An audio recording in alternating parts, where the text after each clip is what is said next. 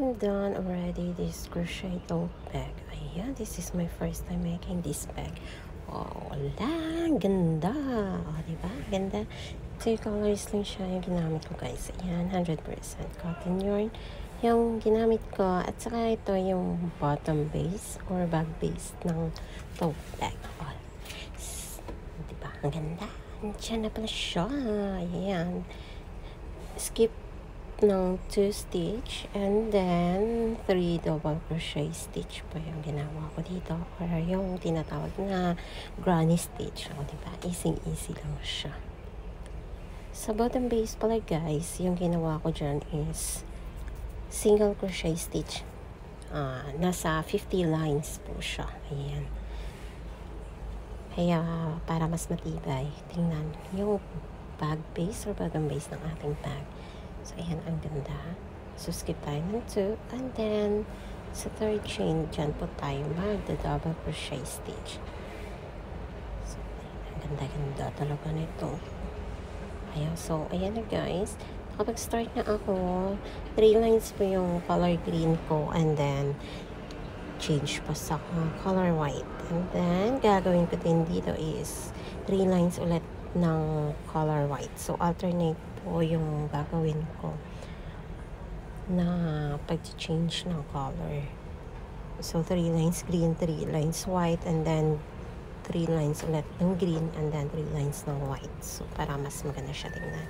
So, pag dito na part, easy na din po siya kasi ayan, sa space na po tayo gagawa ng 3 double crochet stitch. Ayan. So, ayan. O, diba? And then, yarn over. And then, sa next na space, dyan po tayo ulit magda-double crochet stitch. Ang ganda din naman siya. Ayan.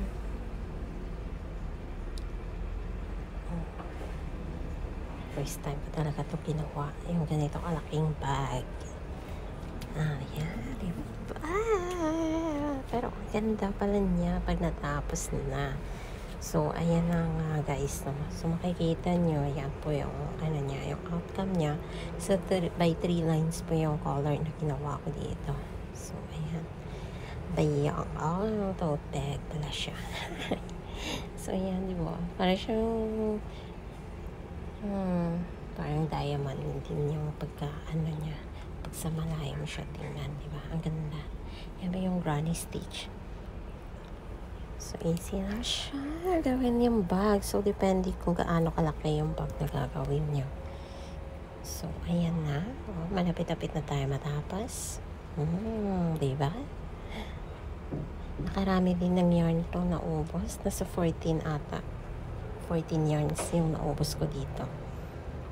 So, ayan. 14 or 15 parang ganun siya. Kasi yun sa strap, sa bag strap. So, dalawang strap yung ginawa. So, dalawang yarn din doon yung nagamit ko. So, ayan. Ang ganda talaga. Natuloy lang. Diba? So, ito yung strap na ginawa ko, guys. Tingnan nyo po para maging straight po ang ating strap. Ito po yung gagawin. Doon po tayo mag-start sa first na stage. And then, hold tayo. So, then, yarn over. And then, dyan po tayo sa one string. Tak tayo dyan. Then, yarn over. And then, pull through the loops. Ayan. And then, yarn over again. So, that's the double crochet stitch na lang siya. So, turn to the left side. And then, repeat lang po yung paggawa niya para maging straight po yung strap na gagawin niyo. At depende na din sa inyo kung ilang kung gaano kalapat yung gagawin yung strap at saka gaano kahaba. So, ayan. Naubos ko ba naman yung isang yarn dyan? Sa paggawa.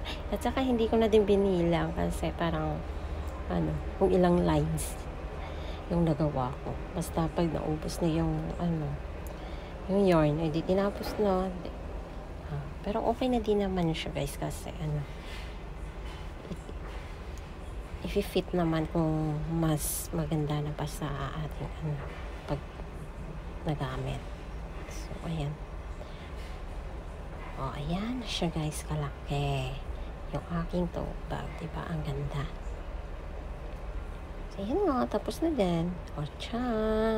May flower pa yan. Ayan yung ginawa ko last time na flower keychain. Ayan. Pero parang maiksi pala yung chain na nagawa ko. Pero okay na din naman. Diba? At least para may design siya. Ganda. And guys, thanks for watching. Coming soon na naman sa aking next na project bags. Okay, bye. Thanks again for watching.